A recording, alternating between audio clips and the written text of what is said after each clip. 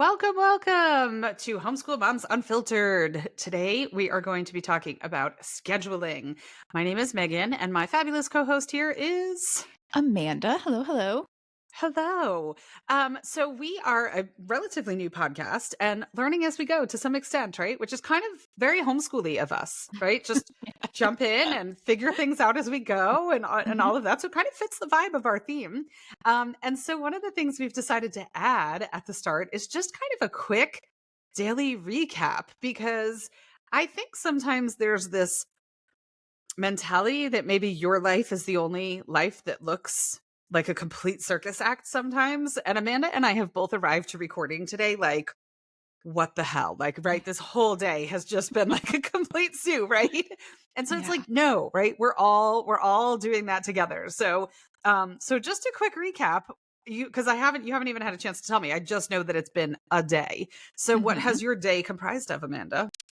Yeah, so, Friday mornings, my kiddo has a class at 9 a.m. that he likes to attend, and, he doesn't like to wake up at 9, he doesn't like to be, like, up and ready, and so every Friday morning, it's a little bit of a struggle, but then every other Friday morning after that class, we go to the library for a Spanish story time and Spanish practice, which is challenging, but he really wants both of them, but he doesn't want to take responsibility for making both of them happen. So it's always a bit of a struggle. And this morning, he couldn't find his shoes because apparently they were still in my car, but I didn't know that. So then he was trying to put on other shoes. He couldn't get them on.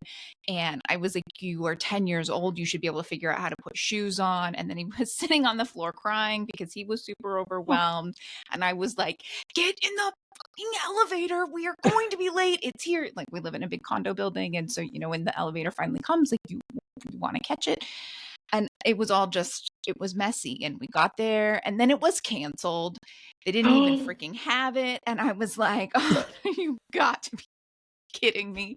Like, all right. So then we went ahead and picked up the books that we had on hold, and that was fine. And we got home and things were going along okay. But then a friend called, and of course, I'm going to be there for my friend. But like, her life is currently a shit show. And she was at her daughter's like end of year picnic thing, and she was crying. And she was like, "I just need to talk to Oh. someone." And I'm like, "I'm here for you for 45 minutes. I can do 45 minutes and then I really have to go."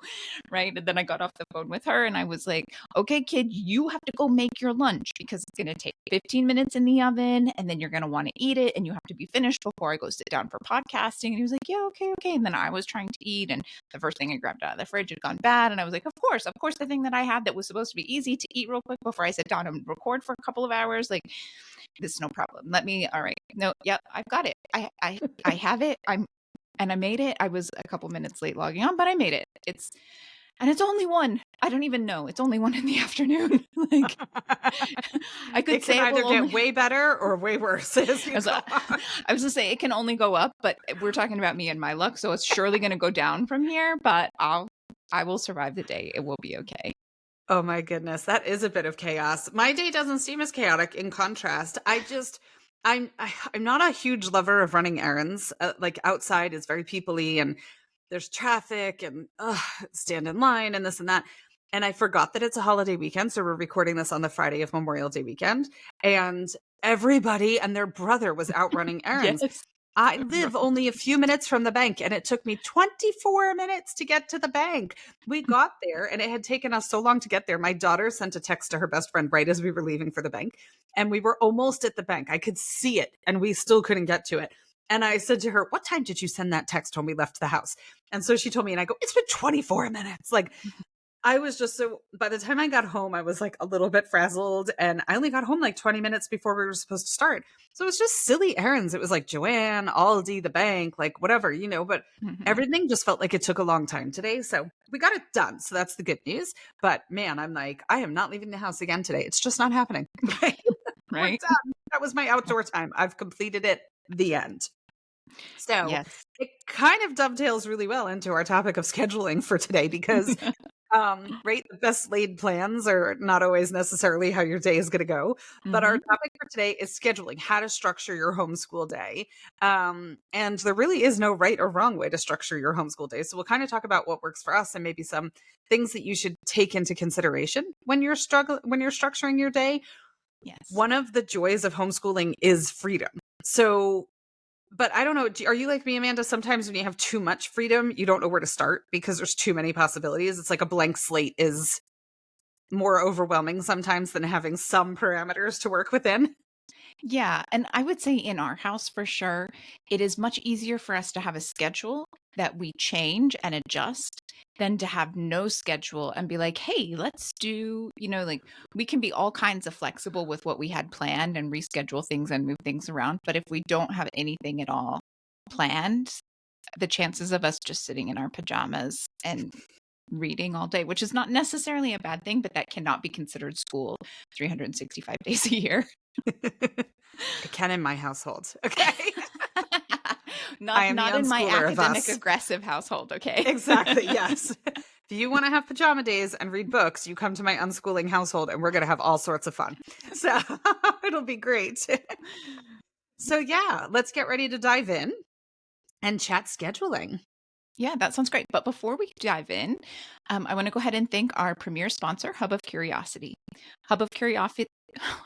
All right, it's one of those days. Hub of Curiosity offers a wide range of virtual co ops, hands on STEM classes, and incredible multidisciplinary learning opportunities on OutSchool. You can access their class listing through the link on our IG bio or in the description on this post. So definitely go check them out. Lots of great things there. Awesome. I know one of my kids is starting school newspaper next week with Hub of Oh, Curiosity, yeah, I saw that. which I'm super pumped about. All the kids take on different roles of, and they can do anything. So if you have a kiddo who's a reluctant writer, or maybe that's just not their strong suit, but you're trying to kind of ease them in, they can do photography, they can do crossword puzzles for the newspaper. They can write about something that's of interest to them, right? They can write about sports. They can write about a new game that just came out, anything like that. So it's kind of a really low pressure way to ease in. He normally works with Martha Jackson, who's an amazing OutSchool tutor for writing throughout the year. And she's taken off for the summer to be with her kids. So this is kind of like a nice way to keep those skills sharp over the summer in an area that he has expressed an interest in improving, but at the same time doesn't enjoy the task of actually doing the improve. Like it's just not his favorite jam, but Yeah. also realizes that there's a need. So it's kind of a good marriage of both of those things. So it's Nice. pretty good. Yeah. So I am going to guess, based upon your intro from before, that our scheduling looks very different, which is totally cool. If you're Mhm. new to our podcast, Amanda and I homeschool very differently, but both completely acknowledge and respect the way the other one functions, and that it works awesome for their family and their our respective kiddos. So my household, I have 3 kids, 16, 15, and almost 13. I legitimately, it's been such a day that before we started, I said to Amanda, he's not 13 yet, right? This upcoming birthday is 13. Like it took me a minute. That's how frazzled I am from my outdoor time today. So yeah, 16, 15, and almost 13.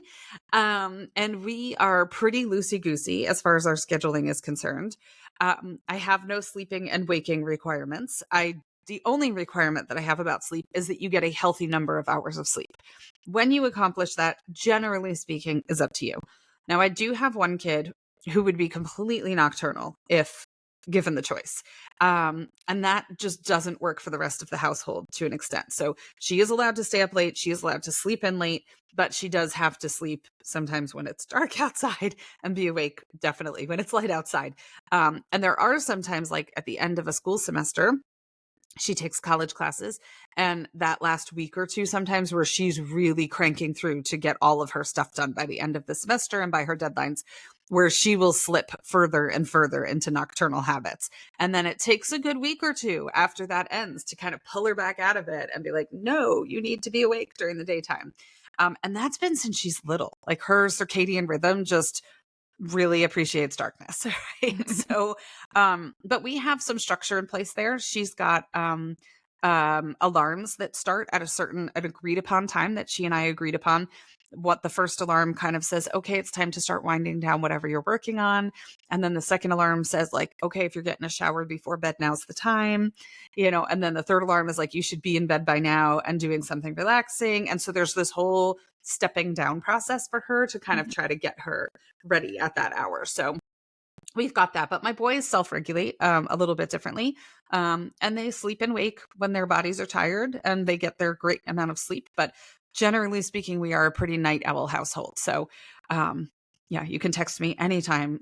Never too late. The ironic thing is, I'm East Coast, Amanda's West Coast, so we're 3 hours difference. And it'll be like 11 o'clock for Amanda, and she's still texting, and I'm still answering. It's 2 a.m. here, and I'm like, no problem. So our time zones work out pretty well. How does sleeping and waking work? Well, you've told us a little bit about your 9 a.m. this morning, right? But Yeah. generally speaking, how's your structure for sleep in your house, Amanda?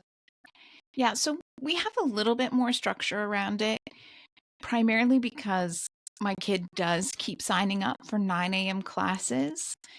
And it's kind of one of those things. I don't actually care that much what time he wakes up, as long as he's up for whatever he's asked me to pay for, right? So Yes. I paid for that. You have to actually wake up and make that happen. And the reality is he still needs a lot of sleep. So we also have alarms that kind of help get him there, right? So our general rhythm during the standard school year is an alarm at 8 p.m. that says, hey, if you're taking a shower, now's the time to do it. And then after the shower, he knows that's the time. Like, there's no more playtime. He has to lay down, and he has the choice between meditating or reading a book. He always picks reading a book. And that often goes on for a few hours. My goal is usually for him to be asleep by 10 p.m. because if he's asleep by 10 p.m., there's a pretty good chance he'll be up around 8:30, which gets us wherever we need to be by 9. Obviously, it doesn't always work. This morning, it clearly didn't. It was 9:05. I was like, hey, you're totally missing that class. And he was like, and he threw his blanket and like ran. I was okay. Yeah, okay. So yeah, so I say that, but he is also one of those kids, right, who is he prefers to go to bed later, and he always has. When he was little and we were doing the whole like, do we sleep train? It became really clear, even as a teeny tiny baby, that he preferred to go to bed after 11 p.m. And if you let the teeny tiny baby go to bed at 11 p.m., that teeny tiny baby would wake up at 11 in the morning, happy as could be, and you got this huge chunk of time to do with as you pleased. And I was like, I'm all right, I'm there. Like, it looks a little different. All these people were like, oh, my baby goes to bed at 6 p.m. Like, not mine. We rock out all night long. But I can get up in the morning and I can have coffee and I can accomplish a whole bunch of things before he actually wakes up. And so, like, we're coming into summer, and that will mean that he'll probably be up until 11 or midnight a lot more frequently. It's a little different on the weekends, right? Because it's the weekend. Everything gets thrown off. But we did just recently actually have a big talk about what sleep deficit is and what that looks like. And I gave that responsibility to him. We have a thing, it's a throwback to my childhood, where on Sunday morning, we have actually pretty strict rules around TV and screen time in our house. And Sunday mornings, he gets to watch cartoons or documentaries or whatever he wants. And he has unlimited access. No, not unlimited access. He has his own access to the TV, right? We can't come in and say, oh, we want to watch this, or let's watch this as a family. Like, that's your time to watch the things that we have said, yes, you can watch on the TV, because we only have one TV in our place. And it's, so he has like 4 or 5 hours to binge watch TV on Sunday morning. But because of that, homeboy can wake up at like 7 a.m. on Sunday morning. Right. The motivation is high.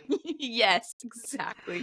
So we have been looking at different options and what that looks like and trying to come up with things. we enforced some things when he was younger, and now we're focusing on this sleep deficit. You need this much sleep. So Mm-hmm. if you are going to short yourself 2 or 3 hours on Sunday morning, you need to be planning in a nap or at least some relax or rest time a day before, a day after, and making sure that you're getting that amount of sleep, because that's going to be one of those valuable skills, right? You're going to make these same kinds of bad choices. I still do it. There are days that I'm like, I stay up until 6 in the morning reading a book that I got super sucked into, and then my life does not allow me to sleep my full night starting at 6 a.m. So like we make these bad choices, and this is another one of those learning opportunities. Mm-hmm. Yeah, I think that's awesome. Yeah, as long as you're getting a healthy amount of sleep. Mhm. There's this stigma with being an early riser or a night owl or a late sleeper, right? Like the early bird is the socially acceptable one. People Mhm. who sleep until 10 or lazy, lazy, lazy, lazy, right? And it's like, Yeah. but if you're awake for the same amount of hours and your productivity is the same throughout the day, what does it matter, right? As long as it's Mhm. comfortable for you and comfortable for your kids, it doesn't matter. And school, I think, has been a part of that, right? But also, we talked in previous episodes about how our school system was designed to create worker bees.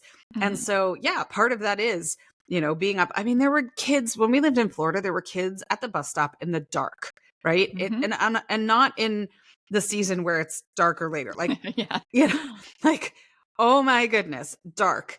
And I'm Mhm. like, holy cow, but it's training for being up and sitting in your car in traffic on the highway for Mhm. when you're an adult. And so it doesn't need to look that way. You can sleep until 9, 10, 11, whatever works for you and have an awesome and productive day. So Yeah, that's pretty it. I cool. mean, if it works for you and it works in your house. We actually have an interesting situation where my husband is most of the time up by 6 a.m. and we live and work all together in a pretty small space. But the kiddo and I are both pretty heavy sleepers. So he can get up and take his shower and get on his calls and do all of that. And we're sometimes in the same room and sometimes, one room away. We can sleep through that, right? And so it's fine for us. I usually sleep an hour or two more. Our son usually sleeps 2 or 3 hours more. And we can make that work, right? And it doesn't, as long as you can find a way to make it work within your family and your house. What Yeah, it doesn't, yeah, like these outside stereotypes and influences of what has to happen, it doesn't. doesn't matter. Yeah. We're here. The whole thing of homeschooling is freedom to do what works for you. So it applies Mhm. to everything. Yeah. Okay, so then school hours, right? Mhm. So we do not have school hours. We do have designated times that schooly type things occur. So, um, my so my oldest two are primarily college class kids at this point, my 16 and 15. And so they manage their schedule. My oldest son, particularly the best in the sense that he leaves for college before I'm even awake sometimes. And that's not to say it's early. I just don't like waking up early. And so that he gets up, he has himself some breakfast, and he's out the door with his bag and whatever else he needs. So that's awesome. My daughter, I swear the child might have narcolepsy, so that's a whole like 10 trips up the stair. Like get up, and she's just always been that way, and I know in the groups that in the Facebook groups it would be like, take everything away and she'll learn, and I'm like, she won't. She will just sleep through all of her classes and that'll be the end of that, right? So it's a bit of an effort to wake her up. But yeah, so they're kind of managing their class schedule and their assignments and all that kind of stuff. My youngest son is an insomniac, and he has been his whole life. He takes medication for sleep, and even still that does not guarantee him a night of sleep. Most of the time it does a pretty good job, but we still have periods of not sleeping or periods of him being in and out of my room for a snuggle or a back rub until 2 a.m. And he has been that way for forever. I mean, he's super duper neurodivergent, and sleep issues are not uncommon for neurodivergent kids. So it just is what it is, and it's totally fine. I'll take a bonus snuggle even if it's at 1 a.m. So it's all good. But we do not book classes. So you were saying like your 9 a.m. classes. We do not book anything before noon for him, especially because I was booking stuff, and then he would be up most of the night, unable to sleep. He'd come into my room at like 6 after having a really restless night of sleep, and he'd pass out soundly sleeping. And I'm like, Mhm. I'm not waking this kid up. And so we would just let him get his rest. And so finally, we just stopped booking anything before that. Yeah. But once everybody's up and moving, we do not have set school times. We kind of go with when things are offered. So they take a lot of classes on OutSchool, they take classes through the college, all that stuff. And so, yeah, they'll have stuff at all sorts of wacky times. I mean, my oldest was taking an investment course once at like 10 p.m. Central Time because the teacher lived in another country and that's when the class was offered. And he's awake, he's a night owl. So it didn't really matter. And so we just have our classes kind of coming and going whenever we want to, and our organic learning moments in between, which I'm sure, I know your household has all those organic learning moments as well, in addition to your scheduled things. Yeah, so we just kind of take each day as it comes. How about you? Do you have set school hours? I wouldn't say it's necessarily set school hours, but generally speaking, we do start around 9:30. And that's, again, just because he has anywhere from 2, 3, sometimes 4 days a week where his morning starts at 9 a.m. with some other class. And so that's just kind of the habit. Even the days that he sleeps in, we're still kind of getting started by 9:30. In my ideal world, he would be done with school by noon, 1 o'clock at the latest, because we can really cover everything that we need to cover in that amount of time. The reality is he's taking a lot of classes, and every one of those classes, sometimes they're half an hour, but usually they're an hour.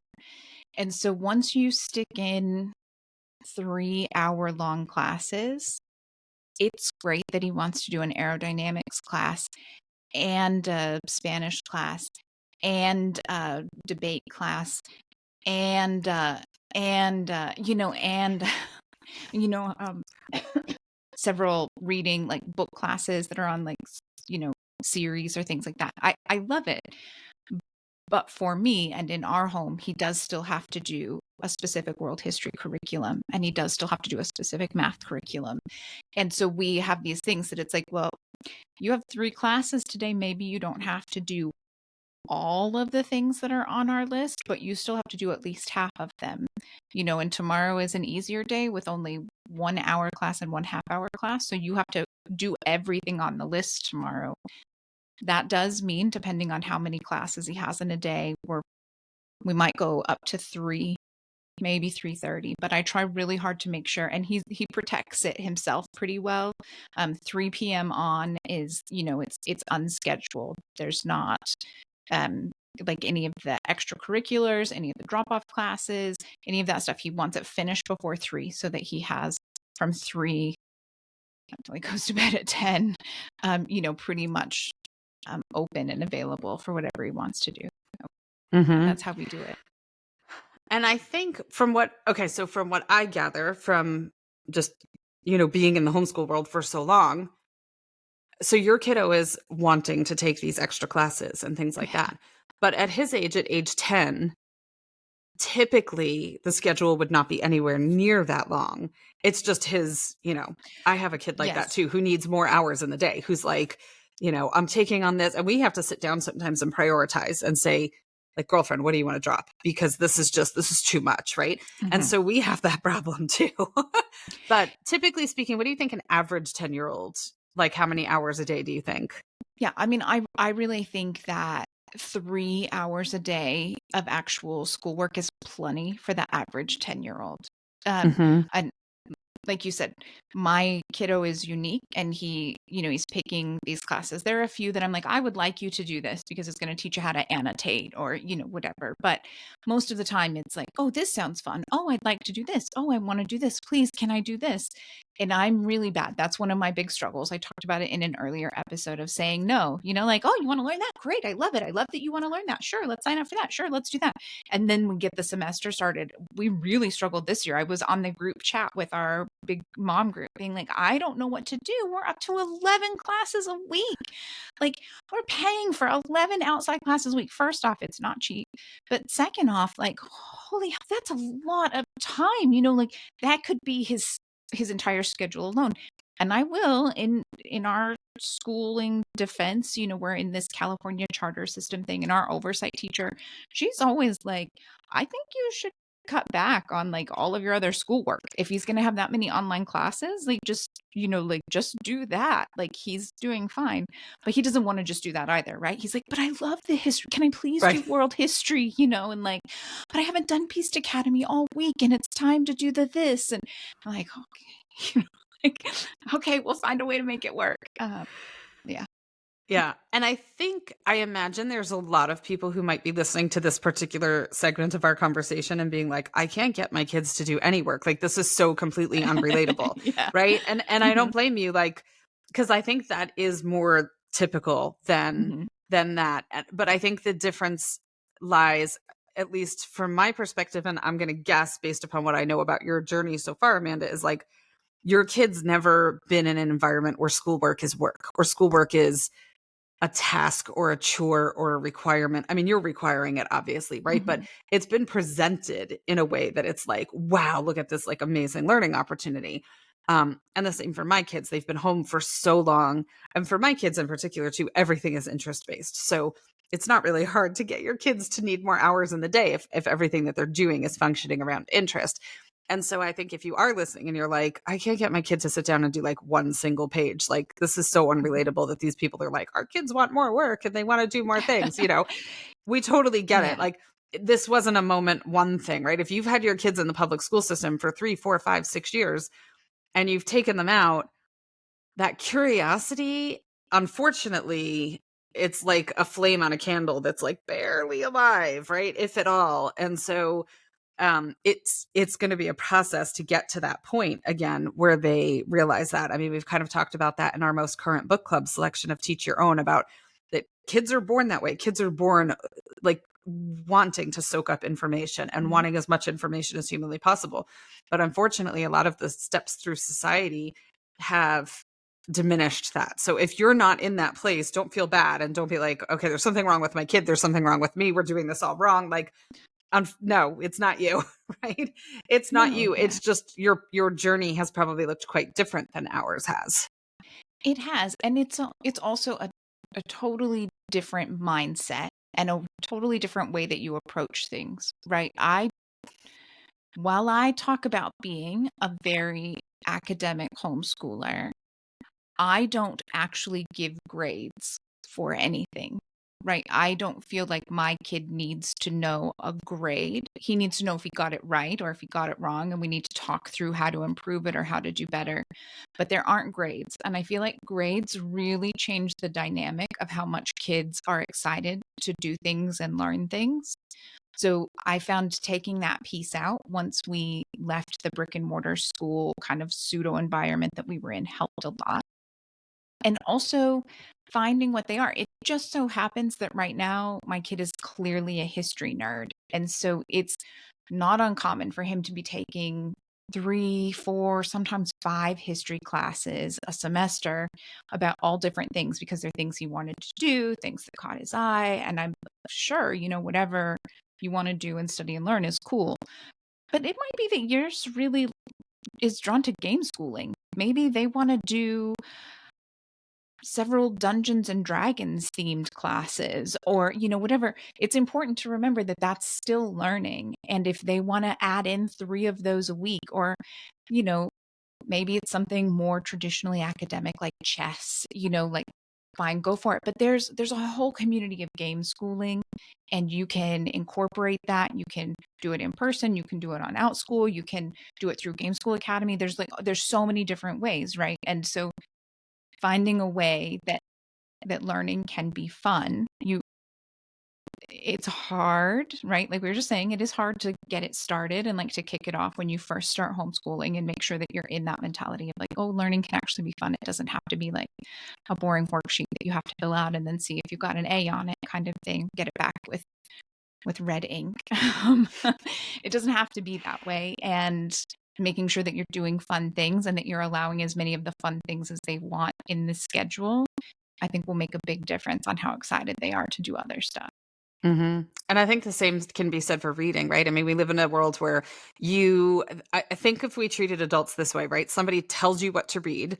I'd be so annoyed if somebody dictated all that I had to read. Like, I want to pick And my own books, right? if I Could had you to read what you read, I would never read, right? And you wouldn't read if you read what was in my Kindle.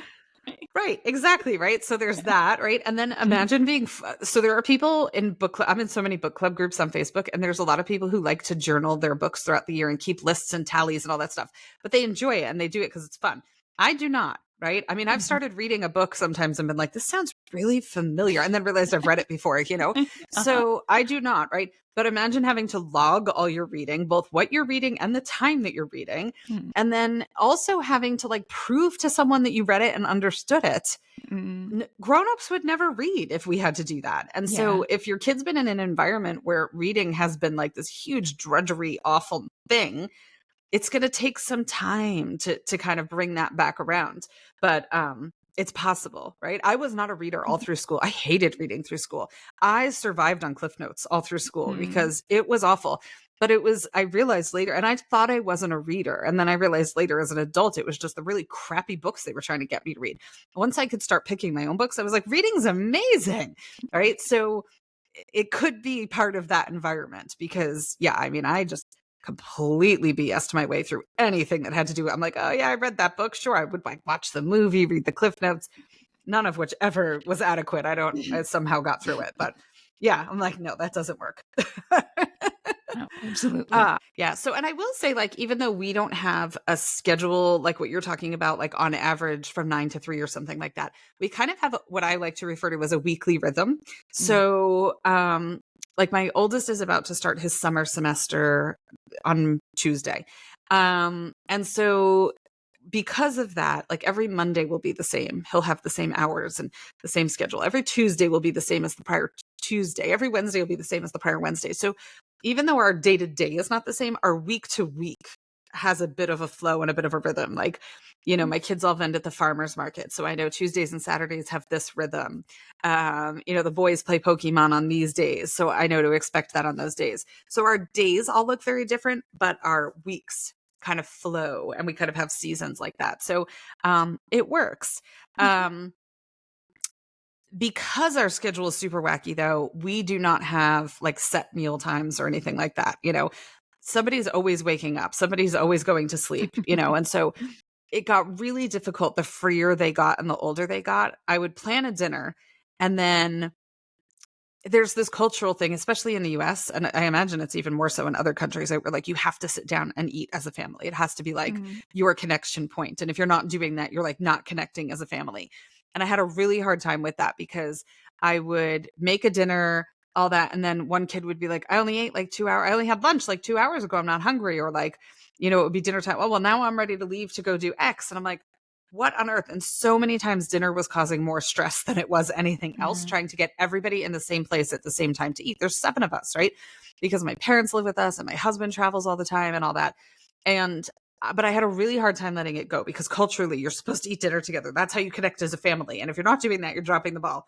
And my mom finally was like, that's for people who go off to work and school all day long and then come home and they haven't seen each other all day. And that's their time to digest together as far as like, how was your day? How was your day? This, that, and the other thing. She's like, you what people did are you together do? all the time. She's like, you don't, if it's okay. And so my office is actually like right next to the kitchen. It's an open space. And so the kids come and go all day long, and there will be times where we all end up just standing around the island, eating together at the same time and just kind of doing our own thing and all of that. But it was hard to kind of let go of that. This is what families are supposed to do. But it Mhm. just wasn't working for the way our schedules work. Everybody was always like, ships sailing in a different direction all the time. And me trying to get everybody around a table at the same time was like herding cats. So we do it sometimes. We'll all sit down together and we'll play, board games are a big thing for us. So like that's more of our connection point. My Mm, kids will go to my parents and be like, you guys want to play Monopoly tonight? And then it turns into a whole Monopoly thing. And it's like, why don't we get ice cream? And they'll have ice cream sundaes and stuff. So our points of connection turned out to be different. But even for me, who's like as super like burn the establishment down as I am, I really struggled with not having meal times like that in the beginning, but it's working for my family. So I was like, okay, it's working. How yeah. about you? I'm going to go with typical meal times at the Amanda household. So Yeah, we do have pretty set meal times. We almost always have dinner together. Though I will say that part of that is because my husband works at home and he actually has very long work days. He usually finishes between 5 and 5:30. He has a small window, like a 2-hour break, and then he has to get back online at 7:30 and work for a few more hours. So in that small window there, we make sure that we have time together so that he's included in connecting with us. And so I think that probably plays a bigger part of why we make sure that we have that kind of dinner time together at that time.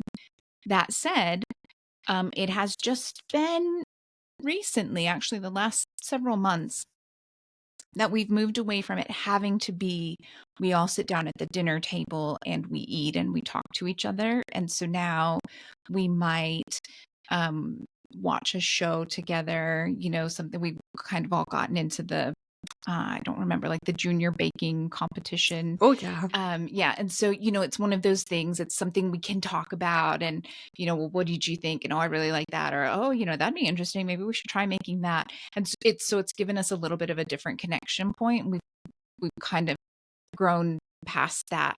But I really struggled with that idea, like you should not be watching TV while you're having your family dinner. Like you have to. And so it was also for me a big, like, actually, it doesn't have to look that way. It doesn't have to be that way. Let's try it. If it works, then it's working. And that's what happened, right? Like we tried it, it worked, so we're still doing it. If it stops working or it's become clear that it's not, then we'll do something else, right? Yeah. And you really get to do that with homeschooling. Yeah, you can tweak and retool anytime. Yep. And it doesn't have to look like what everybody else is doing, right? I mean, we are together a lot in my family, right? And we love that. I mean, I love having that connection with my kids and having them home. But yeah, I mean, it's very different than a family who's together 2 hours a day. And so, yeah, that definite cornerstone of their schedule is going to be a little bit different than ours will be, which is pretty cool. I wrote down, so this is very much a Meagan perspective, from a very unschooling perspective, but, there's a lot of like, how many hours a day are you homeschooling and stuff like that. And we do not have a set schedule, as I said, but, one of the things that I think I see a lot of conversation about, which is like, my kids are not interested in anything. They don't want to do anything. If they're not doing schoolwork, they're just on their phone playing a game, lazing around. Like there's no spark, there's no interest.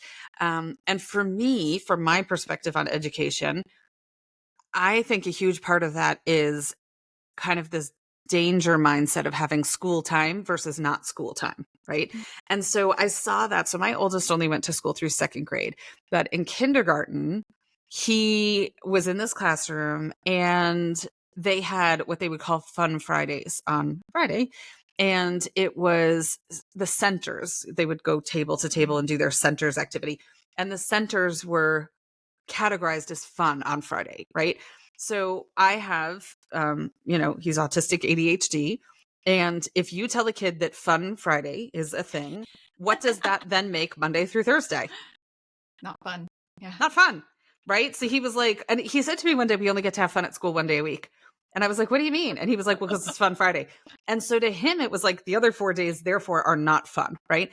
And so I feel like in my approach to schooling, I've kind of taken that mentality where it's like, if you say like, these are our school hours, I feel like there's a thing with kids where they go, I did what you required of me. I did the thing. I did my, 10 to 2 or 10 to 1. I checked all the boxes that you asked me to. I'm done. And now you want something else from me? This is now my time. I gave you the time. Now this is my time. And so I feel like there's a mentality shift there that creates that lack of enthusiasm in things, because it's like, I did the bare minimum. I did the requirements. Leave me alone. This is now my time. I get to spend it staring at the wall if I want to. Right. And so I feel like by not having those school hours, not for you, because it's working for you, Amanda, I'm saying like, if somebody's not having it work, right, that kind of tossing that out and just being like, we have the whole day. Let's explore. Let's get stuff done. Let's dig into things and kind of breaking those scheduling barriers down, I find great for mindset around learning. Yeah. Well, I can see that because as we've already established, we have pretty set these hours, and in our house, if we didn't, my kiddo needs quite a bit of structure, right? I found that earlier on. I wanted to not have so much structure, and he really was like, "Please buy me one more workbooks." And I was like, "Aren't you not supposed, like?" And so we found this balance, and it works for us. And it would be easy for him to get distracted and miss things, or not have finished things by the end of the day if we didn't have this kind of structure in place.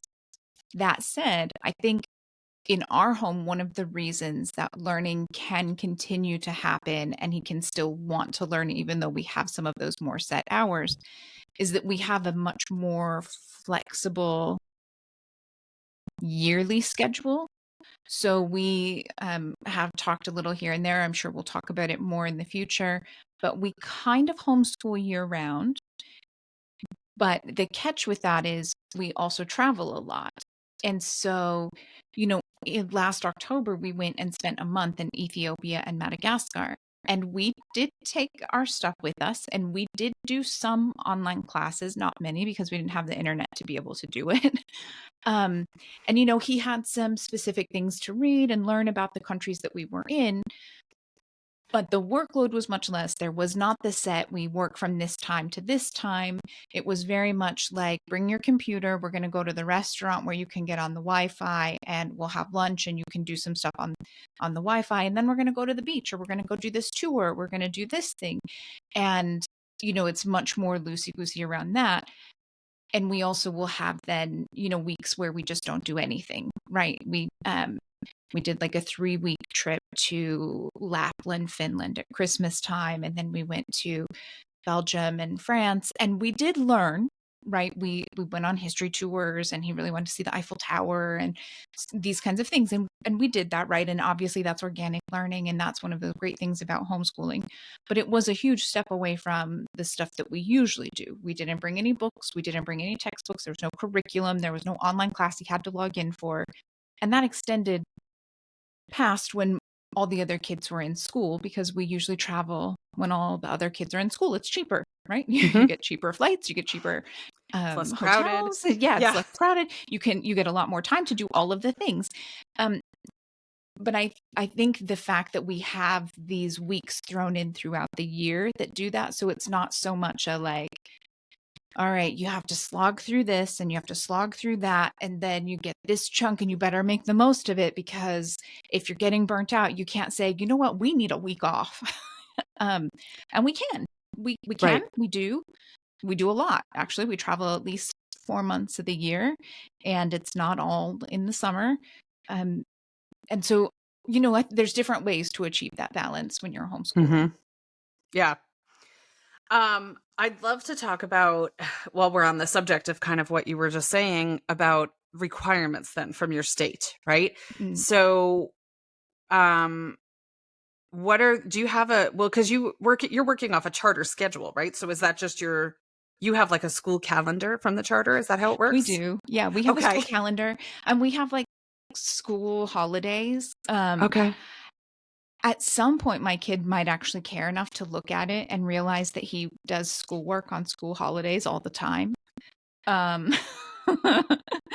at this point, he doesn't care, right? And but also, again, it's that flexibility of things. Technically, our charter school only gives 1 week of spring break, but his two best friends attend a different school, a brick and mortar school that gives 2 to 3 weeks of spring break. And he likes to go to spring break camps with those friends. And so I'm like, okay, that's fine. You're going to a theater camp or you're going to a science camp, like that counts as school for the week. And our spring break then oftentimes ends up being 3-4 weeks long.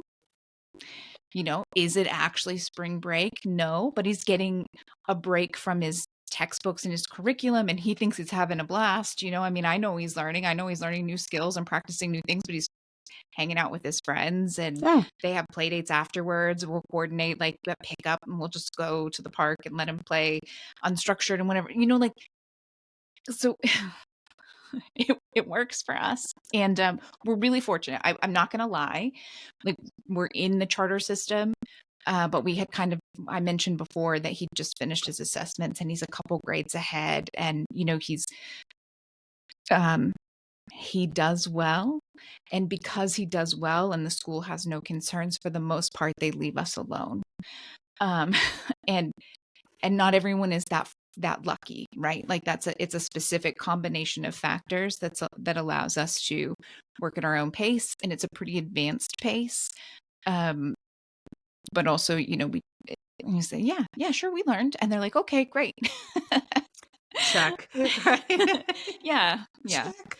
And Yeah. we have to certify every 20 days. We have to certify that we did schoolwork on these 20 days, or if there was some school holidays in there, we certify we did schoolwork on these 18 days. My version of schoolwork is going to be different than an unschooler's version of schoolwork, but they both can say, yes, we did schoolwork on those 18 days. Mm-hmm. And no one is actually, yes, it's a charter school that's a public school here in California. And so you're supposed to do schoolwork Monday to Friday.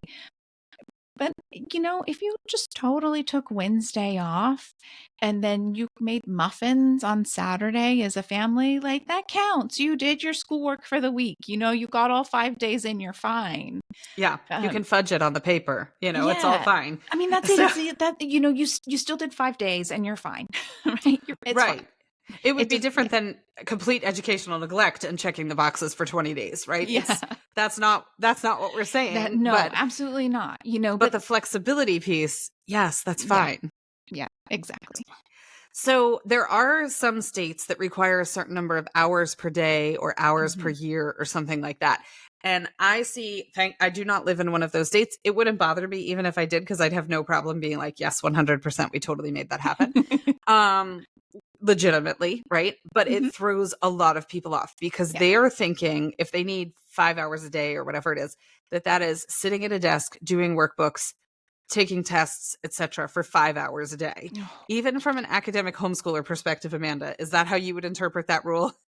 No, that's not how we would do it. I mean, and in fairness, we do almost every single day. We get 5 hours a day in, just because of the way that our schedule is. But it certainly doesn't look like him sitting in his desk and me lecturing him on things and going over workbooks together and stuff. That would be miserable. We would both hate it. We would not survive very long if that's how we were homeschooling. Yeah, no, that wouldn't be fun for anyone, right? So I put together a game for us from homeschool regulations perspective, right? Does it count as homeschooling? Are you ready? I'm going to quiz you and see. And there's no right or wrong answer. This is like, how would Amanda gauge this? Okay. I would gauge. I'm not going to tell you. Okay. You already know. Homeschool field day. Absolutely. PE, right? Done. A day at co-op. Is that a school day? Yes. Bingo. A visit to a museum. Yes. Yeah. Baking a pie. You just said muffins, so I'm going to go with yes. Do you count pies as well? Yeah. I mean, I think it's one of those, when you're older, home ec is absolutely a class and you get to count that. And when you're younger, you're practicing your fractions and your measurements and how you add things. Like, these are things, it's not rocket science. You might not have thought about it, right? You might need someone to actually spell it out. Hey, don't forget, like, yeah, it's okay. Yeah. These things are actual classes in school, right? They're actually actual classes in schools. If the school does it, you can do it too. Right? If the school does tests, you think you need to do tests, fine. The school does field trips. They take them to museums.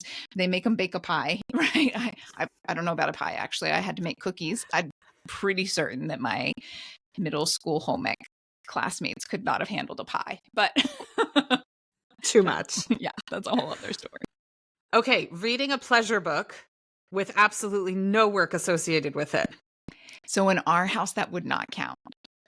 In our house, it absolutely does, because it's building vocabulary and you're still learning. There's usually elements of truth too that are in there, or it's building imagination or something like that. So that is an up for discretion. But if you're adding it, do not feel like you're cheating the system. You're totally fine. Listening to a podcast, there's like, does your kiddo have some favorites? Like, my kids like Greeking Out. There's Smash Boom Best is a debate podcast, stuff like that. Is that schoolwork? Does it count towards your hours? We don't count it towards our hours. but I could see how other families would. Now, that is one of those things that in our house, we have that 3 p.m. and on is carved out as his free time. And he absolutely goes in his room and turns on a podcast. So he thinks that he's playing and having fun and it's all unstructured and he's totally still learning because he's, Yeah. He And actually, that's he the loved, key. And if you do have a reluctant learner, and that's your way of, yes, 100%. If that is your entree into making learning amazing, that is, you're learning something. It's school, count it. Do not feel guilty. Go. Get them some wow in the world, some brains on, some Greeking out from Mount Olympus. There's so many fun ones. Yeah. Go for it. Right. My kids like, and I don't know if they're still making new episodes, but there used to be one, A World Without, and they would do a thing with like a world without circles. And then they would imagine and go through all these scenarios of like what the world would look like if there weren't circles and stuff that you don't even think about that's a circle. And you're like, oh yeah, like how would that, what would you do? And all this kind of stuff. FYI, I don't know if it's entirely kid appropriate. I'm not a screener of content, so there might totally be language in there. So if you are a screener of content, don't just like take that and run with it and be like, here, kiddo. Let's see, building Legos, assembling puzzles, sewing stuff, schoolwork. Yeah, I mean, the sewing, obviously, I took sewing in school, so sewing counts for sure. Building Legos is one of those things. A lot of people don't think that it counts. And it's another thing that happens in our house after 3 p.m. But I was just making a message to someone on Facebook of like, start including Legos in your scheduled school time as you start figuring this out, because Legos are amazing, right? If you're free building, you're working on divergent thinking. If you are building a set or a kit that's already there, or you found the cute little ones that you find on Pinterest and hey, we're going to make a bunch of little farm animals or whatever, and you're trying to follow the directions, you're working on convergent thinking. Like these are solid skills that we know kids need to work on. They're covered in curriculum. They're actually, there's an entire curriculum that's based on Legos if you need to go that way to get your kid interested, because you're coming in and you're like, oh, how are we going to find the fun in learning again? Like Legos absolutely count as schooling. In fact, here's one other random plug. If you need to buy Legos, buy the educational sets. You can buy an educational set on Amazon. They're harder to find because they don't actually want you to know about it, but it's a ton of normal regular Lego blocks for a fraction of the price. Buy educational Lego sets. Good to know. Yeah. I was going to say, we actually have a mutual friend, Lily, who is a former classroom teacher turned amazing homeschool mom, who's teaching a Lego multiplication class this fall, which is going to be amazing because it is entirely hands-on, which makes it stick better in the brain. Amanda knows all the science behind all that stuff because she likes to research it. I'm just like, using your hands makes learning stick. Like, Amanda will fill you in on the science. I'm like, this is common sense. So it'll stick better, right? It's more fun. It's Legos, and Lily is amazing. So yeah, I mean, and she and a couple of other teachers, there's addition, there's fractions, there's decimals, there's all kinds of stuff. But we happen to be friends with Lily, who's teaching multiplication, which is pretty awesome. So yeah, there's so many ways that you can incorporate Legos and make learning awesome. So there is no wrong way to schedule your homeschool day, right? And when you are thinking about your days of the year and your hours and all that kind of stuff, 100%. I mean, we were in New York. It was only last week. It feels like a month ago, but we were in New York and my kiddo spent hours at Mood Fabrics in New York City, which is one of the biggest fabric stores in the country, probably, in the leather department. She was talking to the people who work there and asking questions about leather and stuff like that. It was a project for fashion school. And then she and her best friend went to the Met and went to a weaving exhibit and all this kind of stuff. That is 100% a school day. She never touched anything, curriculum related or anything like that. But the amount of learning that took place was incredible. And the sticking power of it, because of how amazing an experience it was, unparalleled. So do not feel guilty counting that stuff as school days. I see stuff all the time where people are like, oh my gosh, we have a field day and I can't, or we have a field trip and I can't get, I'm like, yes, why are you not counting that? You're fine. Did your kid not love, fine. Like when you were a kid in school, did you not love field trip day? Yeah. Like Yes. everyone was like, yes, field trip day. We don't actually have to do work. You better believe the school still reported that you were there and they got their state Yeah. funding for that day. They weren't like, oh, we didn't do any learning. Don't pay us for the day, right? Like they got their money. Exactly. You That get was one of their yours. 180 days, right? Yeah, You yeah. can do the same thing, right? Mhm. I mean, at this point in the year, it's end of May. It's coming up on Memorial Day weekend here, right? I mean, they are playing games, watching movies. Everybody is burnt out, right? And Yep. there's still school days. So when you're burnt out, when you don't feel good, when a kid doesn't feel good, if you're snuggled up on the couch and you want to throw on History Channel and watch Forged in Fire all day and have a marathon, that's a school day. So do not stress. We give you permission Mhm. to roll with it, which is pretty awesome to have. If you find that you are still struggling with scheduling or anything homeschool related, did you know that both Amanda and myself offer one-on-one homeschool coaching or two-on-one homeschool coaching? You can get both of us. There is a link in our bio on Instagram and also a link in the descriptions wherever the podcast is published that you are watching it, where you can hop on and schedule. We offer consulting sessions. And each of our bios tells you a bit more about kind of what we specialize in, right? I know nothing about California charter system. I cannot help you with spelling curriculum, but I can help you write a high school transcript, right? So we each kind of have our strengths that we focus on.